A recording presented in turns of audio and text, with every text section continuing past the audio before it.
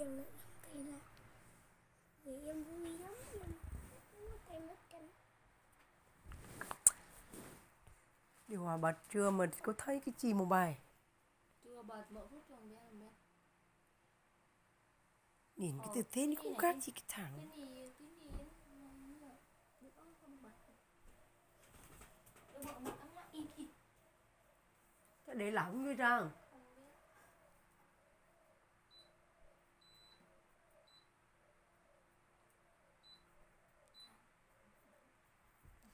ô chị Đài ơi chị Đài dậy đi chị Đài